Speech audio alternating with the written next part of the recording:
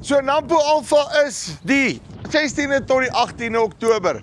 Waarna kan jy uitsien? Okay, as jy in enige iets beeste, skape, daai tipe van goeders is, moet jy sorg dat jy hier uitkom.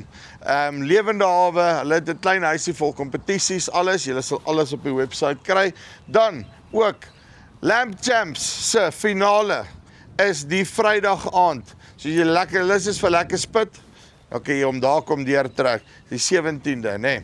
Okay, en dan tussendeur, hulle het skietkompetisies hier. Hier's boeresport kompetisie waar jy kan jou trekker skills bietjie kom meet en te kere gaan, en dan ook met hulle skietbaan hier met skietkompetisies soos ek sê, en dan enige iets kamp, buitelewe, jag, daai tipe van goeders.